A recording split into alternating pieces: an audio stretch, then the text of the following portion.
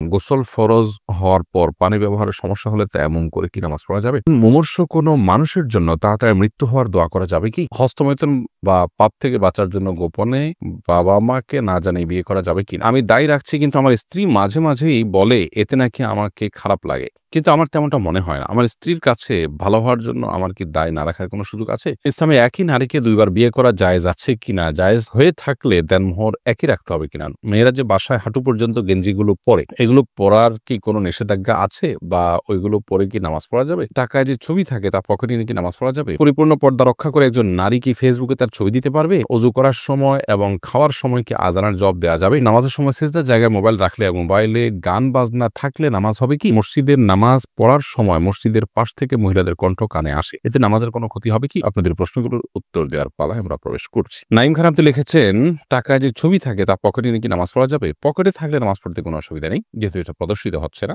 আপনার নামাজ হয়ে যাবে। লিফা হাসান আপনি লিখেছেন, পরিপূর্ণ পর্দা রক্ষা করে একজন নারী কি ফেসবুকে তার ছবি দিতে পারবে? পরিপূর্ণ পর্দা রক্ষা করে ছবি কিভাবে দিবে? তার শরীরের কোনো অঙ্গ প্রত্যঙ্গ কোনোভাবে ফুটে উঠবে না, এইভাবে ছবি দিলে সেই ছবিতে দেয়া না দেয়া সমান হবে অলমোস্ট। এরপরে আবিদা হোসেন আপনি লিখেছেন, আমি প্রেগনেন্ট, বাথরুম দূরে হওয়ার কারণে ঘরের ভেতর পাত্রে প্রস্রাব করি এবং সেই ঘরেই নামাজ পড়ি, আমার নামাজ হবে কি? নামাজ হয়ে যাবে, কিন্তু পাত্রটার মুখ বন্ধ করে রাখবেন এমনভাবে যাতে তার দুর্গন্ধ না ছড়া এবং পরিবেশ নষ্ট না করে, সেটা লক্ষ্য রাখবেন। কোনো ঘরে পেশাব থাকলে সেখানে রহমতের ফেরেশতা আসেন। আমাতুল্লাহ মৌসুমী আপনি লিখেছেন, অজু করার সময় এবং খাওয়ার সময় কি আজানের জবাব দেওয়া যাবে? অজু করার সময় এবং আপনার খাওয়ার ফাঁকে আজানের জবাব আপনি দিয়ে দিতে পারেন, কিন্তু অজু করার সময় আজানের জবাব দিতে যাবার যেন আপনার পানি অপচয় না হয়, অনেক দীর্ঘ সময় আপনি পানি ঢাললেন, ব্যাপারটি এরকম যেন না হয়, সে বিষয়টি আপনি লক্ষ্য রাখতে হবে। উম্মে সালমা আপনি আমাদের ইউটিউব চ্যানেলে লিখেছেন, কেউ যদি নির্দিষ্ট পরিমাণ টাকা দান করার নিয়ত করে তাহলে কি পরে সে নিয়ত পরিবর্তন করতে পারবে? হ্যাঁ, নিয়ত পরিবর্তন হতে পারে। নিয়ত পরিবর্তন করাটা মৌলিকভাবে কোনো নাজায়েজ কাজ নয়, যেহেতু নিয়ত মানে এটা ভালো কাজের প্ল্যান করা। কোনো বিশেষ কারণে আপনি যেটা পরিবর্তন করতে বাধ্য হন করেন, আপনার গুনাহ হবে না। তবে আপনি যদি কোনো কাজ করার জন্য শপথ করে থাকেন তো সেটা পরিবর্তন করতে পারবেন না। শপথ ভঙ্গ হয়ে গেলে বা পরিবর্তন করলে আপনাকে কাফারা দিতে হবে। রেগুল ইসলাম আপনি লিখেছেন, নামাজের সময় সিজদার জায়গায় মোবাইল রাখলে এবং মোবাইলে গান বাজনা থাকলে নামাজ হবে কি? নামাজের সময় যদি সিজদার জায়গায় আপনার মোবাইল থাকে তাহলে সেক্ষেত্রে নামাজে মনোযোগ নষ্ট হতে পারে, এমনটি করা উচিত না, কিন্তু থাকলে নামাজ হয়ে যাবে। আর যদি মোবাইলের গান বাজনা ভেতরে থাকেও তারপরও নামাজ হয়ে যাবে, কিন্তু আপনার এই গান বাজনা ভিতরে রাখার কারণে আপনি গুনাহগার হচ্ছেন, সেটি নামাজের মধ্যে নামাজের বাইরে সর্বাবস্থায় আপনি কিন্তু একটা গুনাহ করে যাচ্ছেন। বিধায় একজন ইমানদার এই মোবাইলের মধ্যে হারাম কোনো কিছু রাখা থেকে বিরত থাকবেন এবং আগের থেকে থাকলে আল্লাহর ভয়ে, জাহান্নামের ভয়, আল্লাহ পাকড়াও করবেন, জবাবদিহি করবেন। আল্লাহর পাকড়াও অনেক শক্ত, সেই ভয় তিনি মোবাইল থেকে এগুলো পরিষ্কার করে ফেলবেন, পরিচ্ছন্ন করে ফেলবেন। সাগর এসকে আপনি লিখেছেন, মসজিদের নামাজ পড়ার সময় মসজিদের পাশ থেকে মহিলাদের কণ্ঠ কানে আসে, এতে নামাজের কোনো ক্ষতি হবে কি? মসজিদে নামাজ পড়ার সময় মসজিদের পাশ থেকে যদি মহিলাদের কণ্ঠ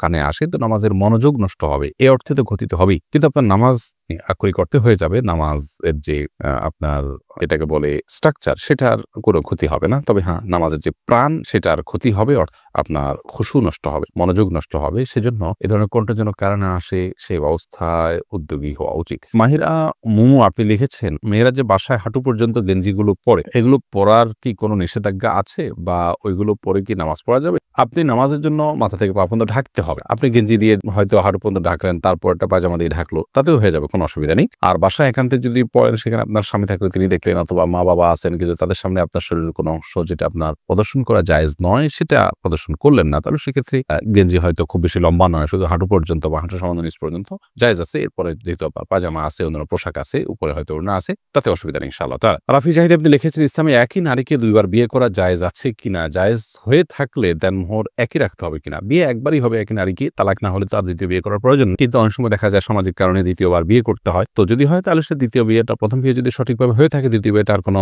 মিনিং থাকবে না, ওটা মিনিংলেস থাকবে। তার জন্য কোনো মোহর ধার্য হলেও সেটা আদায়যোগ্য হবে না বা আদায় করা আবশ্যক হবে না। বিয়ে একাধিক নয়, সেটা একবারই, মানে একই মহিলা একই পুরুষ স্বামী স্ত্রীর মধ্যে একবার বিয়ে হলে যথেষ্ট, একাধিক বিয়ে করার কোনো প্রয়োজন নাই। কিন্তু যেটা বললাম যে অনেক সময় দেখা যায় বিয়ের অভিনয় করতে হয় সামাজিক কোনো কারণে, যদি করা লাগে তো এটা অভিনয়ের মতোই, এটার কোনো ভ্যালু থাকবে না। ইমরান হাসান আপনি লিখেছেন, হস্তমৈথুন বা পাপ থেকে বাঁচার জন্য গোপনে বাবা-মাকে না জানিয়ে বিয়ে করা যাবে কিনা? এ বিষয়ে আমাদের একটা দীর্ঘ ভিডিও আছে, মেহরবানি করে এটা শুনে নেবেন। সেখানে আমরা বিস্তারিত বলেছি আসলে চরিত্র হেফাজতের জন্য যারা বিয়ে করতে চান বাবা-মাকে না জানিয়ে, অভিভাবককে না জানিয়ে, ছেলে হলে তো তার জন্য এটা জায়েজ আছেই, মেয়ে হলে সেটা নিয়ে ইখতিলাফ আছে আমাদের মধ্যে। অনেক ইমামগণ নাজায়েজ বলেছেন, অনেক ইমামগণ জায়েজ বলেছেন।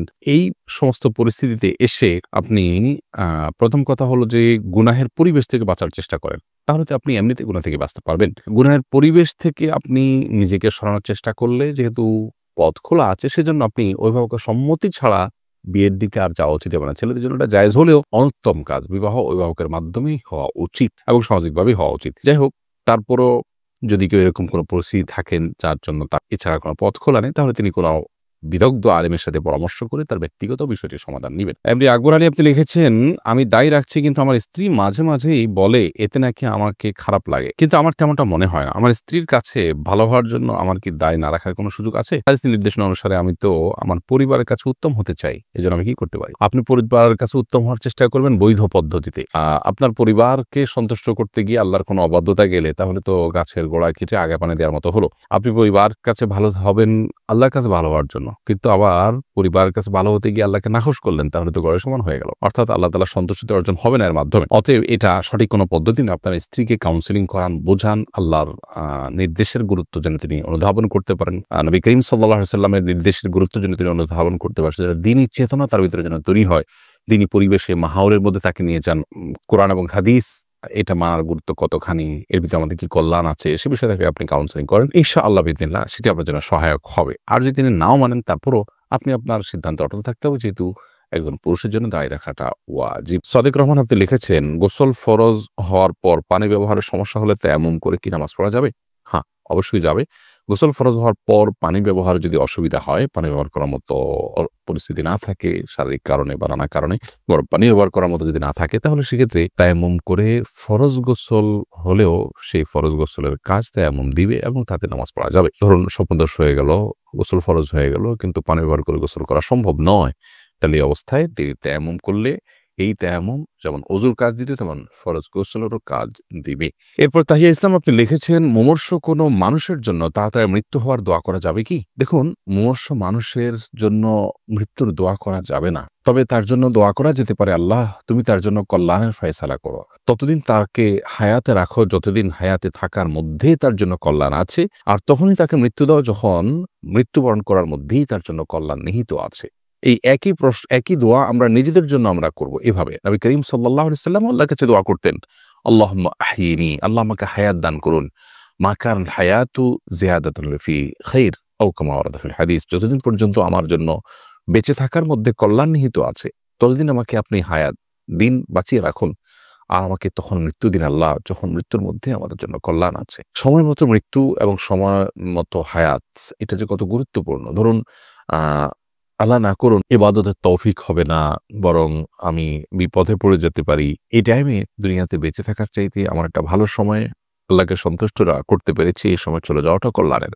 এই জন্য নবী সাল্লাল্লাহু আলাইহি ওয়াসাল্লাম এ ধরনের দোয়া করতেন। অতএব আপনি নিজের জন্য কিংবা কোনো মুমূর্ষু রোগীর জন্য এভাবে দোয়া করতে পারেন যে আল্লাহ যতদিন তার জন্য কল্যাণ আছে ততদিন তাকে বাঁচিয়ে রাখুন, আর যখন তার জন্য মৃত্যুটাই কল্যাণকর তখন মৃত্যু তাকে দান করে দিন। এভাবে আল্লাহ আপনি তার জন্য কল্যাণের ফয়সালা করবে, এভাবে দোয়া করব।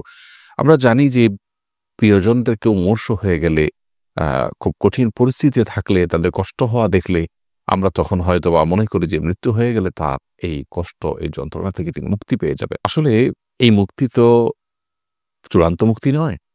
এর পরের যে জগৎ আছে, জীবন আছে, সেই জীবনে তিনি মুক্তি লাভ করলেন কিনা সেটাই হলো মুখ্য বিষয়। এই কষ্ট থেকে মুক্তি লাভ করে যদি ইচ্ছে বড় কষ্ট প্রবেশ করেন তাহলে সেটা তো কোনো কল্যাণের কিছু হবে না। এই জন্য আল্লাহ রাব্বুল আলামিনের কাছে দোয়া করতে হয়, এমন দোয়া যে দোয়াটা ব্যাপক অর্থবোধক, যে দোয়াটা কল্যাণকারিতা আমরা অর্জন করতে পারবো, যেটা আমাদের জন্য কোনোভাবে ক্ষতিকর হবে না। অতএব মুমূর্ষু ব্যক্তি হোক আর নিজে হোক কারোর মৃত্যু কামনা করা এটা জায়েজ নাই।